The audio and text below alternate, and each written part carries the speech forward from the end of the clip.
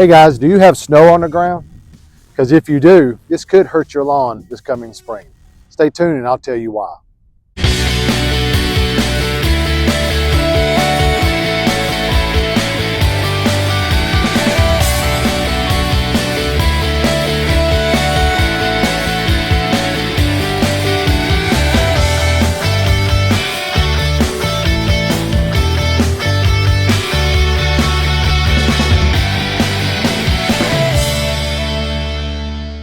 All right guys, so welcome back.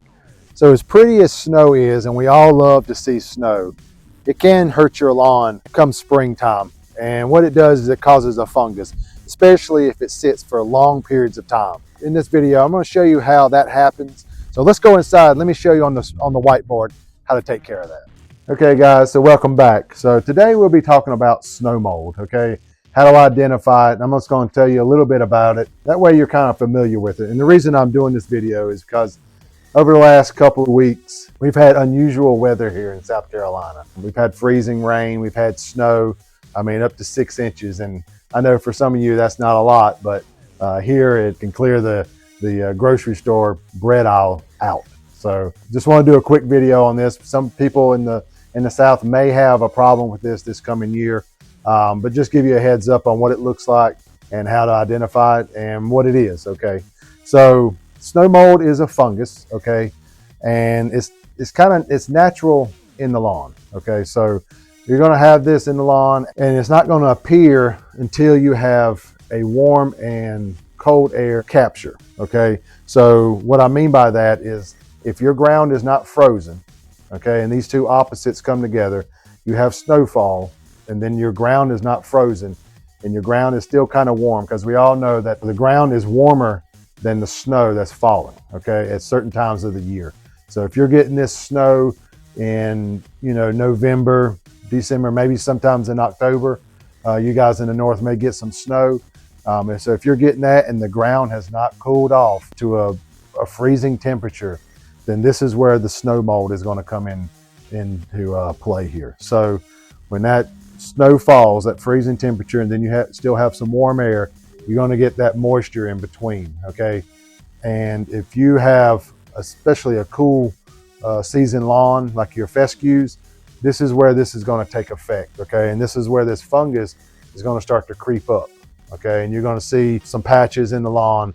So there's two types of fungus.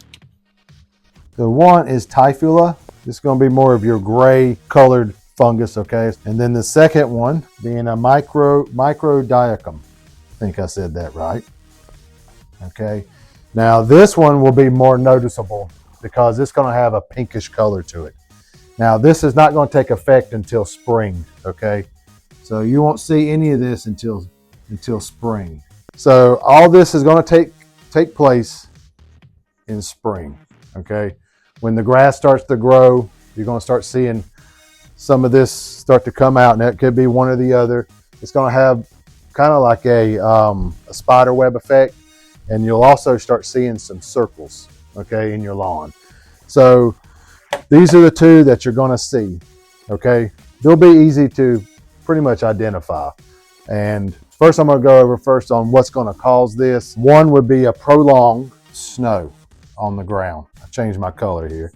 Maybe y'all can see this a little better. Okay, so it could be prolonged snow cover, just sitting on the lawn too long.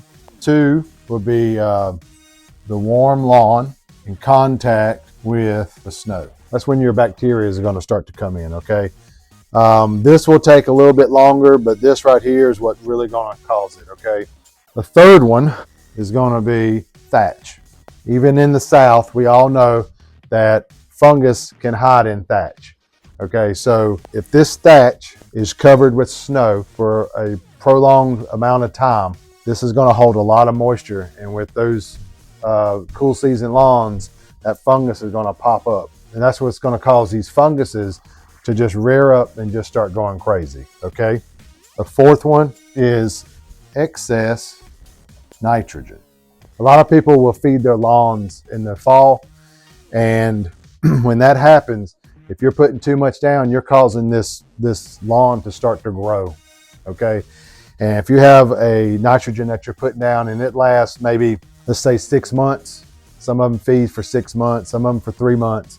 If you're putting one down that feeds a long time, that's when you're going to come in with a problem with nitrogen, because that grass is wanting to grow. And when you're causing that foliage to grow, that's when this fungus can start to just take over. Okay, so we don't want any excess growth in the fall, okay, late fall especially. If we're going to do any type of nitrogen, I would say do a liquid nitrogen. That way the lawn can get it, and you may have to feed it a couple of times, maybe 3 times going into winter, right before winter. And that way you won't have the excess nitrogen on there that'll cause that flush of foliage that we don't want during the winter time, okay? And a 5th one is moisture caught with around trees and shrubs, okay? We all have trees and shrubs around our lawns, and if we don't keep the leaves and those areas cleaned out around the shrubs and the trees, that's when this moisture can just be prolonged, and that's when your funguses kind of pop up, okay? And that's where, when you have the snow mold, that's all going to come into effect and play together, and that's when you get your breakout of this fungus come springtime, okay? What we want is good airflow to get rid of this moisture, okay? So keep your trees and shrubs clean, and we don't want excess nitrogen as well, okay? So that's 4 and 5. Okay, guys, so one of the antifungals that you can use, okay, one of the fungicides is propiconazole, okay? This is going to be in most of your antifungal granule solutions that you can get at Lowe's. And it's going to be in more of the professional ones as well. This is the main one that you'll want to use, and it'll take care of those. It's used for like dollar patches and other types of fungal infections that you'll see in the lawns, especially over summertime. But make sure it has the ingredients propiconazole, and that way you'll be getting the antifungal that actually works on this snow mold. And it could help you with other types of fungal infections as well. So before you treat with propiconazole, you'll want to get all that diseased grass out, okay? So you'll want to rake that and get it out of the lawn, okay? So you want to burn that if you can and get rid of it. Otherwise, carry it off your property because it can spread, okay? So make sure you get that old grass that has been infected, get it out of your lawn. You usually can rake that up, okay? And after you do that, you'll treat that area with propiconazole, okay? They come in granules, or you can use a spray, okay? Either one.